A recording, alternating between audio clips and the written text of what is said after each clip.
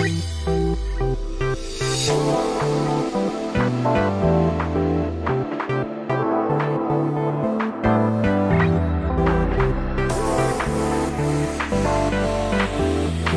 to give you a little bit of numbers that what we have done so far.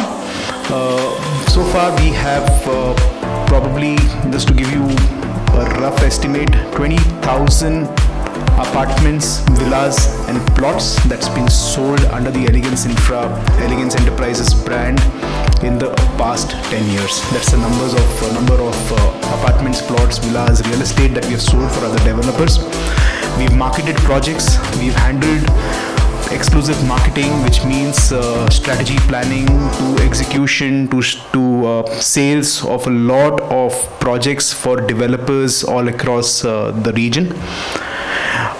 Won close to about 400 awards from various fraternity, whether it being media houses or developers or from the state government itself. So that's been the history of Elegance. So I think every company goes through its, I would say, integration. You know, we all move forward. We all want to do something because we are one of the foot soldiers, I would say, the conduit that speaks between the buyers on what the buyers want and developers on what the developers are out there to deliver. So COVID-19 is, not new to everyone. I'm sure that you being writing about it for the past 2 years, everybody's written a lot how it's going to impact this sector, that sector, real estate, hospitality, industries and services and a lot. So I think it's impacted a lot of industries in different ways. Some positive, some negative, and some really, really negative. And with I think every impact, I would say every adversity, there's always an opportunity. So same thing happened with real estate. I think real estate has gone through its ups and downs. I would say it was a dance that happened in the market for real estate. 2020, when we started off, when the first lockdown came up, I think the entire outlook of the economy, especially when it comes to real estate, was very, very low. We came back from the lockdown, I think in May 2020. And nobody knew what the future holds for the real estate sector. But I think the market shocked us all.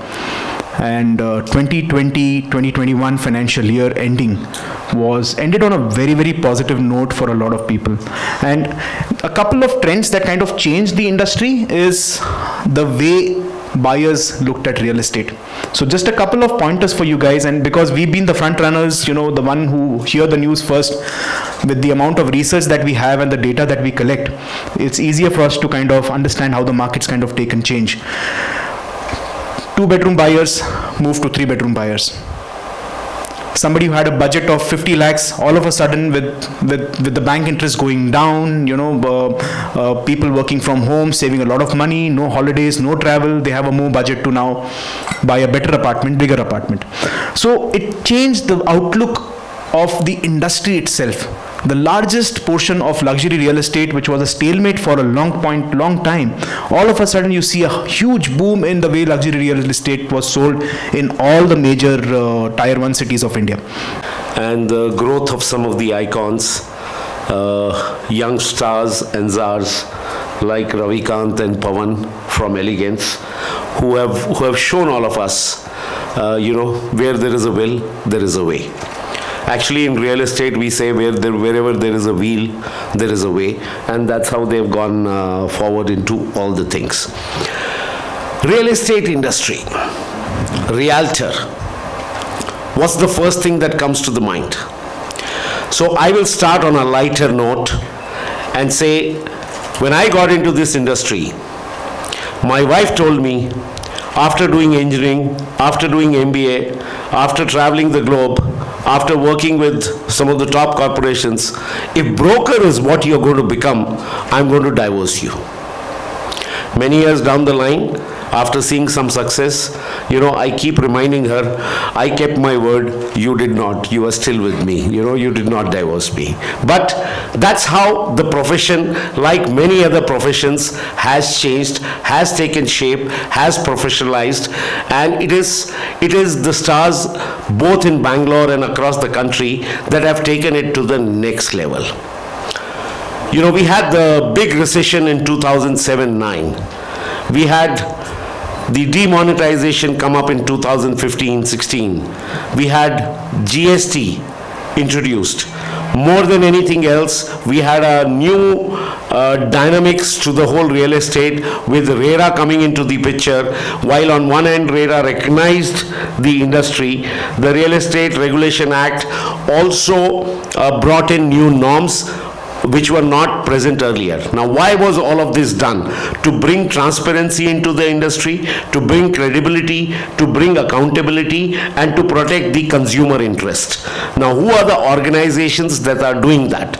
So, really, a city association like CREA, Confederation of Real Estate Associates in Bangalore, is a 11, 12-year-old organization that today has all the top leading realtors as its members.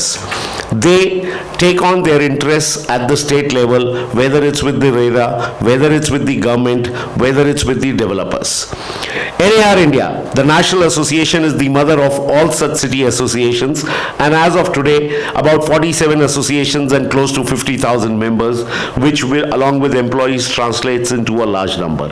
And yet, whether we take the interests of one nation, one license with the government, whether we talk of GST rationalization, whether we talk of a mobile app building, whether we talk of a business exchange program, eventually it is the people who translate that to business. Transparency, trust, credibility, accountability, that's most important. And I don't think anybody can do it better than a realtor turning into a developer, and that too one with such success story as Elegance Infra. So I think we need to give a big round of applause to Elegance to what they have done.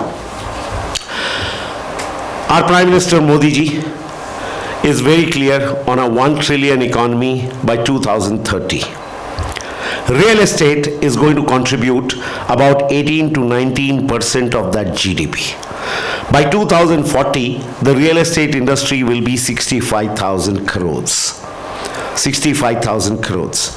The foreign direct investment by 2025 is going to be 25,000 crores per quarter coming into India. You know, we're talking very large numbers. We're talking of 20 million homes to be delivered this year in the Prime Minister Yojana that has been made for real estate under the housing scheme. You know, the National Housing Bank is working continuously on it. Real estate drives the economy. Real estate is a major employer. As of today, 8 to 9%, which will go up to close to 15% once the growth happens by 2025. In terms of the employment contribution will alone come from real estate. As Elegance Infra, sir, as Amit sir has mentioned, that we have been as a realtor 10 years, and we know the research of the customer. So you can consider as that we were a chef in the industry from last 10 years, and we know that how to open a restaurant and what is the choice of the customer. So we know well, and our major product will be the affordable housing. Even you look at our farm and whatever we are developing, it's much lower than the market price, because we understand the affordability of the customer, and Elegance Infra is built just to on requirement of the customer, not on the luxury or anything. We understand the requirement much better than anyone else, and accordingly we have planned the Elegance Infra, and our project will be very affordable for the customer who is not able to buy a home in Bangalore. We make sure that everyone can buy a home in a Bangalore.